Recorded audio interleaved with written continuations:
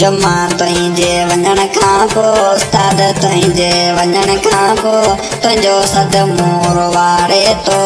हुयो मान मुल्कनि में तोखे हर को माण्हू सारे थो हुयो तुंहिंजो मान मुल्कनि में तोखे हर को यार सारे पियो उस्ताद तुंहिंजे वञण खां पोइ तुंहिंजो सदमो वारे पियो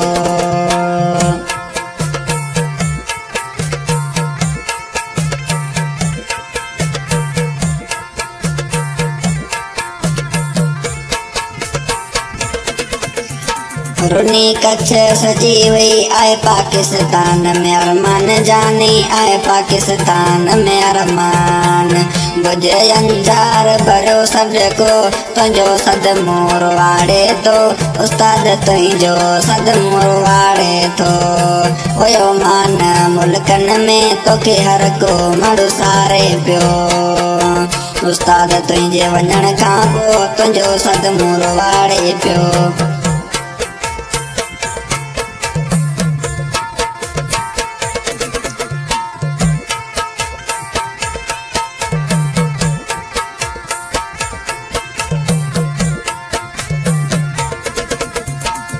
अल्लाह ॾींदो तोखे जन्नत में जाए घुरे हर को माण्हू दुआऊं घुरे हर को माण्हू दुआऊं आए दुख ॾाढो बीहे के आए दुख ॾाढो बीहे के तुंहिंजो सदमो वाड़े थो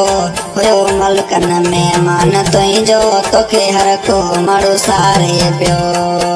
हुयो मान मुल्कनि में तोखे हर को यार सारे पियो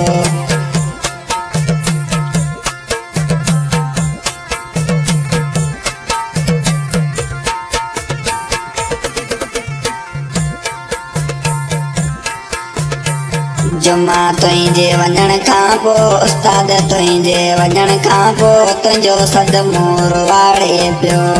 हाय अरमान तुंहिंजो मुल्कनि में तोखे वाड़े पियो हाँ भाई सिंगर सनाउल्लाह खान या गाँव के कच्छ रिकॉर्डिंग हो रही है SM स्टूडियो गेरा हिन कलाम जी याद में उस्ताद जुमे मियाणा जी याद में कलाम गायो है हिन कलाम के फरमाइश कराई है फनकार गणेश सुमरो फनकार दीपक मातंग ऐं फनकार कादर सुमरो जो मुंहिंजो प्यारो बि दोस्त है उस्ताद जुमे जी याद में ही कलाम असां गायो है घुरे दुआऊं कादर सुमरो अल्लाह ॾींदो तोखे जन्नत में जाए अल्लाह ॾींदो जन्नत में जाए खणी हथ भई घुरा दुआऊं अल्लाह ॾींदो जन्नत में जाऊं अल्लाह ॾींदो जन्नत में जाऊं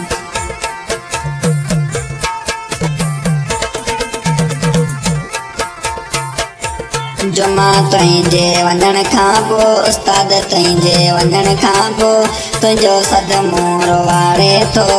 हुयो मान मुल्कनि में तोखे हर को यार सारे पियो हुयो मान मुल्कनि में तोखे हर को यार सारे पियो हुयो मान मुल्कनि में तोखे हर को सारे पियो।